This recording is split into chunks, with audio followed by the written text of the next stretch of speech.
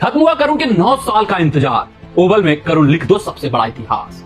यार अगर मैं बात करूं करुण नायर की, यह श्रृंखला इनके लिए करो या मरो की श्रृंखला थी, लेकिन यह मुकाबला तो अति आवश्यक, अति महत्वपूर्ण या यूं कहें कि जी जान झोंक देने वाला मुकाबला था।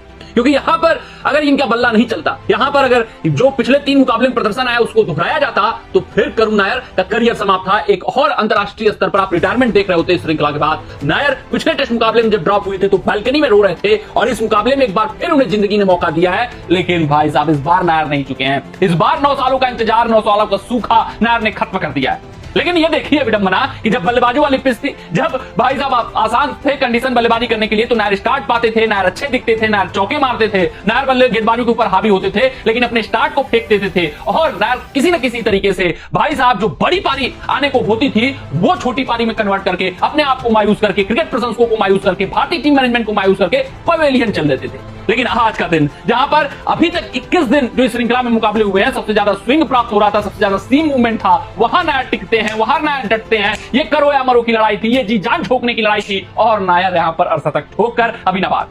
पहले दिन की मैं बात करूं, ओवल टेस्ट की बात करूं, तो भाई साहब सबसे बेहतरीन, सबसे स्थापित और सबसे सॉलिड कोई बल्लेबाज भारतीय टीम की तरफ से लगा है तो वो करुण नायर लगे। जबरदस्त खेले हैं आज नायर। आज इन्होंने दिखा दिया कि डोमेस्टिक स्तर पर क्यों ये फॉर्म में थे। आज इन्होंने दिखा दिया कि क्यों टीम मैनेजमेंट इनको बैक पर बैक करती हुई दिखाई दे रही है, क्यों विश्वास टीम मैनेजमेंट इनके ऊपर भाई साहब दिखाती हुई नजर आ रही है। और उन्होंने टीम मैनेजमेंट के विश्वास पर खरे उतरते हुए, भारतीय टीम का संकट मोचक बनते हुए, भारतीय टीम को कठिन स्थितियों से उभारते हुए एक सॉलिड तो मैं नहीं कहूंगा लेकिन संतोषजनक स्थिति तक पहुंचा दिया। पहले दिन की समाप्ति पे 204 पे 6 है भारतीय टीम, उसमें करुण नायर का बहुत बड़ा योगदान है जो 52 के व्यक्तिगत स्कोर पर खेल है। लेकिन उम्मीद है कि ये जो 52 रनों की पारी है यहाँ रुकेगी नहीं, यहाँ थमेगी नहीं, यहाँ सहमेगी नहीं, बल्कि अभी दहाड़ेंगे, अभी गरजेंगे, अभी बरसेंगे और इतिहास रच कर जाएंगे।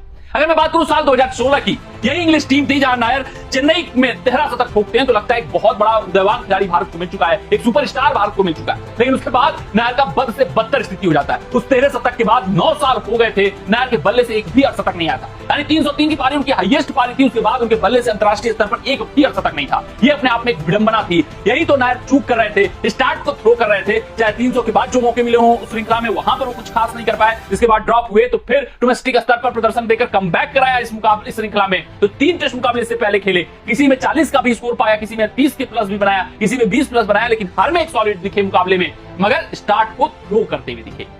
मगर आज उन्होंने दिखा दिया है कि वो खास खिलाड़ी हैं, उनके पास हुनर खास है, काबिलियत खास है, कठिन कंडीशन में अडॉप्ट कर सकते हैं और बल्लेबाजी वो करना जानते हैं, खासकर स्विंगिंग और सीमिंग कंडीशन में। आज नायर 52 रन बनाकर नवाब है, 51 रन बनाया 92 गेंदों का सामना करके। और अगर मैं बात करूं दिनों के हिसाब से 3146 दिन बाद नायर के बल्ले से ये अर्धशतक आया है, तो आप समझ सकते हैं कितने मायने रखते हैं। लेकिन इसके मायने और बढ़ जाएंगे। ऐतिहासिक शतक अगर बन जाएगा तो फिर क्या ही करने, क्योंकि भारतीय टीम मजबूत स्थिति में पहुंच जाएगी। इस चैलेंजिंग कंडीशन में अगर आप शतक ठोक देते हो तो ये बहुत महत्वपूर्ण हो जाता है। ये दिखाता है कि नहीं, आप बल्लेबाजों वाली पिच के खिलाड़ी नहीं हो, आप बल्कि चैलेंजिंग कंडीशन में शतक ठोककर भाई ये दर्शा देते हो कि कठिन स्थितियों और कठिन परिस्थितियों में आपको खेलना आता है। आप अगर ऐसे स्थितियों में खेलेंगे तो फिर बल्लेबाजों वाली पिच पर अच्छा ही खेलेंगे। कमेंट सेक्शन में कमेंट करके बताइएगा कि क्या नायर के बल्ले से शतक आएगा या नहीं आएगा। मिलते हैं आपसे अगले रिपोर्ट में, तब तक अपना ध्यान दे, सुरक्षित रहिए, स्वस्थ रहिए, मस्त रहें। जय हिंद, जय भारत।